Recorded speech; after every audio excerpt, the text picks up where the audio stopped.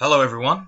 I was today going to make a video on Hinduism and the problems with that, particularly regarding the law of non-contradiction, but a subscriber of mine called Padriag Purse, I think I'm butchering your name here, mentioned a video made by a geezer called Rationality Rules. Now, of course, if you've noticed anything, these atheists tend to have a name that's rationality or rational or logical or something like that, without really actually understanding where logic comes from. Of course, my qualification is in applied mathematics, and I've done a couple of courses on logic, so I know how formal logic functions. But this particular video, to kind of get away from that digression, was actually such a travesty. I had to shelve this plan to do a video on Hinduism in order to respond to it, because honestly, this provides a great opportunity for me to rip the piss out of somebody mercilessly. Not only because of what they're saying, but just the whole aesthetic. I mean, the guy is not rational at all, as you'll see, and he misses out a lot of history and doesn't actually understand where the Enlightenment originates from. So, anyway, let's get into the video.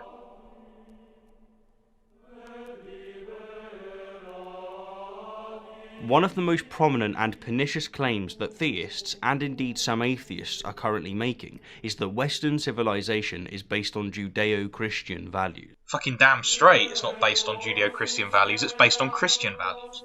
And yet, this claim is absolute nonsense, and what's worse, it's often not even an argument, it's just an assertion, a statement that straight out ignores history and science.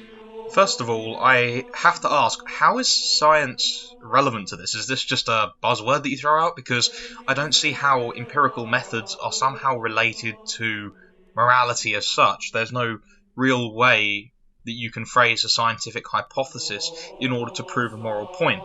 That is not where science is grounded. So I have a feeling this is just a buzzword. I mean, looking at the geezer, I wouldn't be surprised if he's just using all of the funny noises that Carl Sagan told him to move his mouth to produce. But hey, I'll give you the benefit of the doubt for now, and we'll assume, sure, science is somehow involved in this.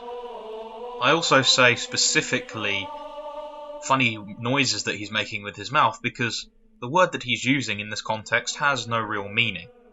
This is Western civilization is based on Judeo-Christian values. Debunked. Guys, I have a serious question, and I'm going to include a poll up in the top right-hand corner of the video asking you a very specific question. Do you think if I was to make a video called Goatees Debunked that it would debunk goatees, or do you think that it would just be an ad hominem, as these atheists say? Because, frankly, I'm getting in the mood to do that. I'm getting in the mood to debunk goatees, because honestly they look kind of ridiculous.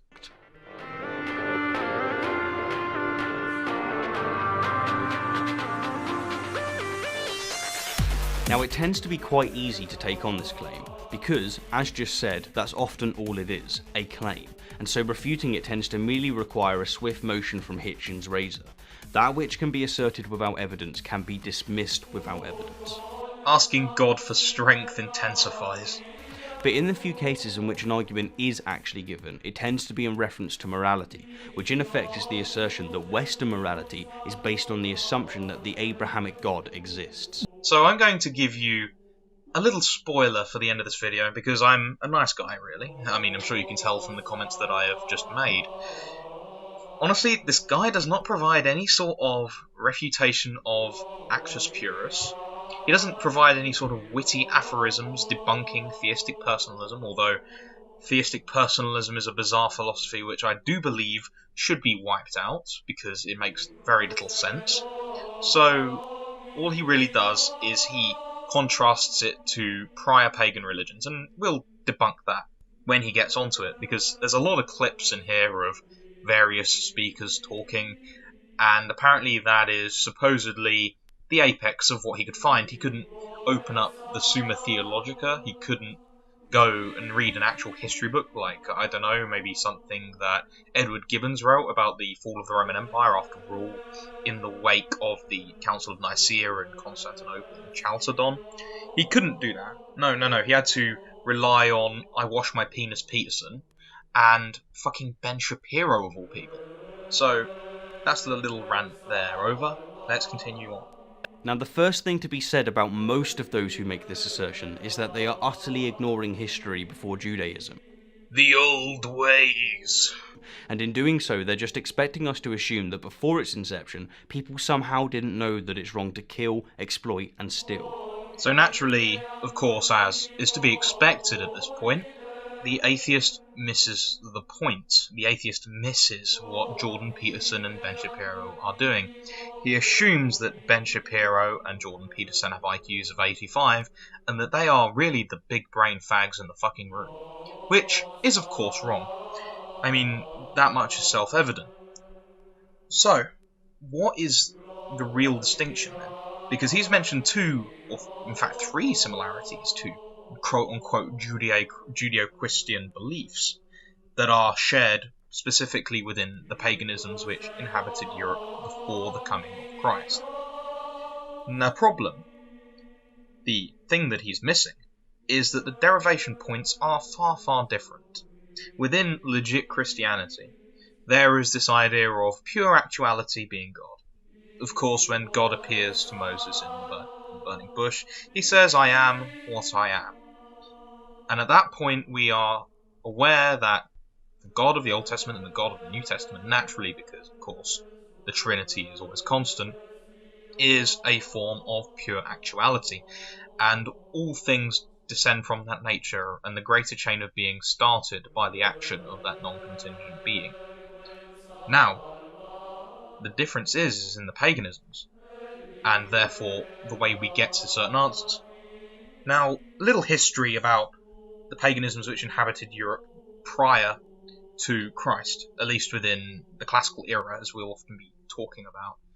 So, Roman paganisms, that was a mispronunciation there, Roman paganisms, Hellenic paganisms, Hallstatt culture, paganistic, sort of Celtic pagans.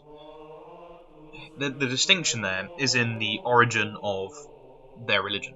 Now, of course, the Indo-European pagans, the ones that we're talking about here, came from a far different root than the Israelites did.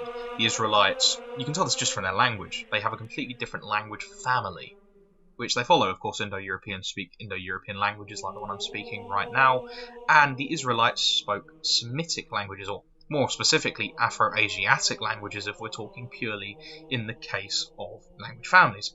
Now this marries through to their conceptions of God. As I've already stated, the Israelites and Christians today believe in pure actuality, at least if they've studied it deep enough. Aside from theistic personalists, but we don't really... We kind of lock them under the stairs. Whereas Indo-European pagans believed in... It kind of varies. A lot of them believe in this kind of void with little g gods as opposed to big G gods. Big G god being the pure actuality, whereas little g gods being these divine supermen that people tend to talk about, like Thor or Odin or Vishnu, perhaps, in the context of Hinduism, because Hinduism comes from the same root as pre-Christ European religions. And naturally, having this entirely different metaphysic is going to have extraordinary implications for legal systems. You can see this a lot with the Hindu tribes. Many of them are cannibalistic, and many of them just practice some rather bizarre stuff. And, I mean, if we were to actually consider the full set of beliefs and contrast them, we would see how this difference in the view of, like, capital G God and little g gods influences the legal system. And that's exactly what Ben Shapiro and Jordan Peterson are talking about, because Jordan Peterson and Ben Shapiro, although I may not like them, have IQs above room temperature. Now, unfortunately, this guy, not really. I mean, if he had the same temperature as his IQ, if we were to translate his IQ into his body temperature, he would be suffering from severe hypothermia. So he hasn't considered this. But anyway, let's go ahead with the rest of the video. That before the Ten Commandments, life was nasty, brutish, and short. But this simply isn't true. I'm not sure you have any idea what you're talking about if you don't think that life was pretty brutal back then. Evidence shows that official laws against murder and theft date back at least 4,400 years to Lagash, Mesopotamia. I find it very interesting that you're referencing the Code of Hammurabi. Perhaps you'd like to read about it first, and maybe consider some of the more brutal aspects. Which, of course, is 600 years before the birth of Judaism, and that official laws abolishing slavery only date back 200 years. Now, you contradict yourself later in the video on this point, but I want to point something out, actually, about specifically the country of Britain under the Catholic Church.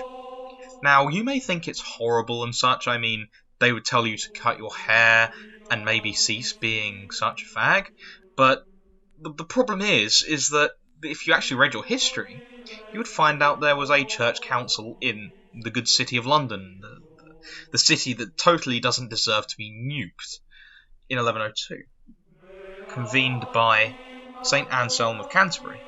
And this council actually wiped out slavery in the British Isles, at least the Kingdom of England, as far as his archdiocese obviously had control. So I think it's kind of a straw man, in fact, deliberately ignoring history, to say that Christianity did not play any sort of part in removing slavery. And also, if you say, well, Christians brought over all of these slaves, I think you may actually want to have a look into the beliefs of the people who sold and brought the slaves over, because I think, while you will find some Christian people in there, I think you may be very surprised by some of the other peoples involved in this. Which, of course, is 3,600 years after Judaism. But since these facts don't fit the Judeo-Christian narrative, let's just ignore them, right? But since these facts that I just stated don't show up on the FAQ thread for our atheism, let's just ignore them, right? I mean, it's not like Abrahamic religion hasn't ignored and still ignores facts that contradict it. Actually, he does have a really strong point here. Like, every time I go to Sainsbury's and I see those fucking blueberry muffins there, it just makes me so angry because I know that I'm wrong. Is it? Those values were first embedded. I'm sorry, but that scarf there, it just reminds me of the sort of thing that a certain geezer would wear. Now, actually, two geezers. Let me show you what I mean. Oh shit, I'm sorry. Sorry for what? Our daddy taught us not to be ashamed of our dicks, especially since they're such good size and all. Yeah, I see that. Your daddy gave you good advice. It gets bigger when I pull on it. Sometimes, I pull on it so hard, I rip the skin. Well, my daddy taught me a few things too, like how not to rip the skin by using someone else's mouth instead of your own hands. Will you show me? I'd be right happy to. Clearly and concisely in the Ten Commandments. Or to put this all another way, most of those who make this assertion just expect us to believe that an evolved social species somehow didn't evolve social norms, that despite all of the evidence telling us otherwise, such as the fact that wolves, elephants, chimpanzees, rats, bats and whales have all been proven to exhibit moral behaviour, humans for some reason require divine intervention. You know, my dude, actually, keep the hair and keep the goatee. No, actually, still shave off the goatee. Because if you, actually were to cut your hair off, I'd be worried that I'd be cutting into your brain. Because that comment right there was so big-brained. It's nothing at all to do with us judging things in the environment by our own moral standards, is it? You know, I think it's worth me doubling down here, because for whatever reason, many seem to have a hard time understanding how human morality could have emerged naturally, when it's really quite simple. We are sentient beings that have evolved the capacity to feel pain and the desire to avoid it, and our recognition that the best way to achieve this is by cooperating and establishing rules is morality. Interesting proposition there, Comrade Reddit. However, you're missing two very, very important scenarios where that doesn't quite work. The first one is that in all Abrahamic religions, and in many of the Dharmic ones and Indo-European ones, homosexuality is very frowned upon. For example, under Germanic paganism, homosexuality is a crime punishable by death, as in Old Testament Judaism, or sodomy, I suppose is the best way of putting it. So, how exactly does that marry into care harm? Because, I mean, they're not hurting anybody. I mean, this argument's used constantly by the press to push for it. They're not hurting anybody. Why not just move them somewhere else if you don't like it? Well, they don't view it that way, do they? They don't want to move it away. They just view it as an abomination. So they wish to terminate the behaviour. That's how it works. Now, that doesn't really marry into your evolutionary concept of morality, or at least not superficially. And then you have the second one, which I think is far more of a serious threat to your argument. We have tribes in Aboriginal Australia which have a very interesting ritual involving a young man and the shamans. Now, what do the shamans do to this poor young man? They cut his penis up and make it into what is effectively a vagina. Bear in mind this is done all with stone tools because they never had the capability to get metal tools. And while that's kind of typical over here with transgenders, this one goes a bit further. After this cutting has happened, the shamans will take turns to fuck the new vagina, unquote. And then they will extract the semen and blood-soaked wreckage, whatever, will go into whatever cups or bowls they can get it into, and they will drink it as a strength potion. Now, where in that morality is there this harm principle? Because this is a morally justifiable action to them. So you have three options. The first one, which I know you won't accept, is that you'll accept that they're good and evil. Second one is you'll accept that Australian Aborigines aren't human and therefore are not from the same branch genetically than us. And then the third one is that you can say, well, evolutionary morality is wrong. I mean, that could involve accepting the first part, but it doesn't necessitate it, which is why I made it a third option. So there are your choices, my fedora gentleman friend. Let me know when you made a choice. It's that simple. Morality isn't this mysterious, unfathomable thing. The religious just need it to be. Because, to paraphrase the founding father and second US President John Adams, mystery is a convenient excuse for absurdity. I find it kind of ironic coming from that guy, considering his own constitution has no real derivation point, it's just kind of there. So, I mean, you can quote that guy all you like, he's still wrong. Anyhow, with the question of where do moral values come from answered, I'm convinced that the best way to succinctly address the primary assertion is to first identify Western values, and to then trace back when, where, and why they emerged. Now, get ready for this, buckle up buccos, because this is actually worse than the Armoured Skeptic's rendition of Western history, so, you're going to want to strap in to that chair right there. And so, let's start with freedom of speech, the very bedrock of a free society, and the right that allows us to enact and defend all other rights. Is this Western value of Judeo-Christian origin? No. Both the Old and New Testament proclaim strict limitations on free speech, through primarily blasphemy laws. It's very interesting there, because that one quote that you have from the Book of Mark doesn't actually talk about stopping them saying it. It just talks about them being damned to hell. It's really clear, actually. And, of course, the Levitical law is effectively not followed because Christ did not come to destroy the first covenant, but to fulfill it. And him fulfilling that means that we now follow the second covenant, that covenant of the Eucharist and the things that Christ obviously taught. So you can't really use a Levitical argument necessarily. Also, you will find that yes, it is in fact based on Christian values, because as you mentioned later on, the Bill of Rights is fundamentally justified by the Second Treatise on Government by John Locke. Now, where does John Locke get his derivation from? He gets it from John Calvin. And you know what John Calvin was? He was a reformed theologian of Christianity. So, kind of interesting that, isn't it? Kind of interesting. And until very recently, Jewish and Christian governments declared exactly the same.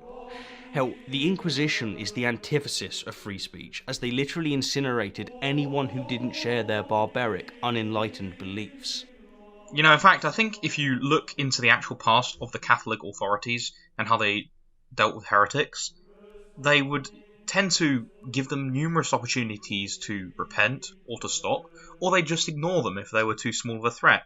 They only killed people when they became a serious threat, as we do now with hate speech laws. I mean, look at what has happened with Tommy Robinson, and look at what is happening with these more dissident right movements within our country. This is a constant, and this isn't purely a Catholic evil. And if anything, the Catholics are less harsh, because when our government sends these people to prisons, they send them to prisons with people who they know will kill them. I mean, surely you've been paying attention to the Tommy Robinson fiasco. So far as evidence indicates, the principle of free speech and expression dates back 2,500 years to ancient Athens and the Roman Republic. What, you mean the same Athenian Republic that killed Socrates? Really makes me think. Really activates those almonds. But true freedom of speech didn't emerge until the early Enlightenment, 1689, with first the British Bill of Rights and shortly after the French Revolution.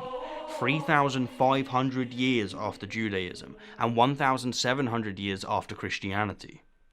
You mean the same Bill of Rights based on a derivation which is necessarily Christian, like I've just said?